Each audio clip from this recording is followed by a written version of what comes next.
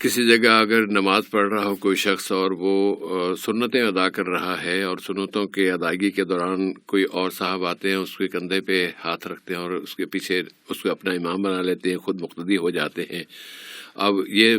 ان کے ساتھ 2-3 دفعہ یہ واقعہ ہو چکا ہے اور پریشانی ہے کہ بھئی میں تو سنتیں پڑھ رہا تھا، میں اس کو کیسے روکوں نماز میں کہ بھئی میرے سنتیں ہوں، میں تمہارا امام نہیں بن سکتا یا نہیں بننا چاہتا۔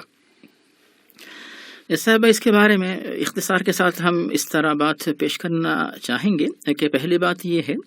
کہ جب کوئی شخص جو ہے سنت کی نیت سے نماز میں کھڑا ہوتا ہے اور اس کی نیت یہ ہوتی ہے کہ منفرد اکیلا نماز پڑھ رہا ہے، لیکن اس کے بعد اس کے پیچھے کوئی شخص ایسا ہے جو فرض پڑھنے کے لیے جماعت کی نیت سے آ کر شامل ہوتا ہے،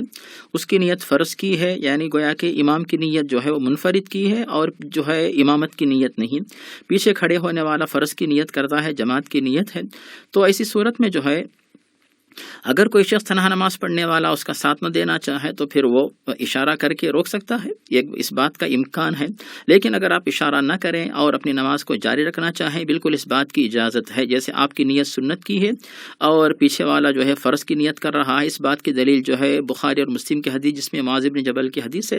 کہ وہ جو ہے پیارے نبی کے پیچھے مدینہ منورہ میں عشاء کی فرض نماز پڑھتے اور جب اپنی قوم کے پاس جاتے تو ان کو جو ہے عشاء کی نماز جو ہے وہ پڑھاتے۔ تو علماء کی تحقیق یہ ہے کہ پیارے نبی کے ساتھ جو نماز انہوں نے پڑھی تو وہ فرض تھی اور اپنی قوم کے پاس جا کے جو پڑھتے تھے وہ جو ہے سنت کی نماز ہوتی اور جو پیچھے ان کے جو مقتدی ہوتے وہ فرض کی نیت سے پڑھتے۔ اس معنی میں جو ہے بھائی اگر کوئی شخص سامنے جو ہے سنت کی نماز پڑھ رہا ہے، پیچھے کوئی آ کے فرض کی نیت سے شامل ہوتا ہے، اس میں کوئی حرج نہیں۔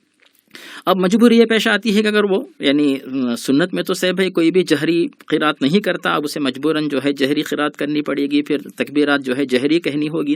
تو یہ تمام جو ہے ضروریات پیش آتی ہیں۔ تو میں بھی جب تنگ ہوتا ہوں تو جو ہے ڈر ہوتا ہے کہ بھئی کوئی پیچھے آ کے کھڑے ہوگا تو پھر نماز کے دوران تھوڑا سا خلل تو ہوتا ہے، لیکن کوئی آ کے کھڑے ہوتا ہے تو آپ اس کو نماز پڑھا کے جماعت کا ثواب اس کو حاصل ہونے کا آپ بھی ثواب پا لیں۔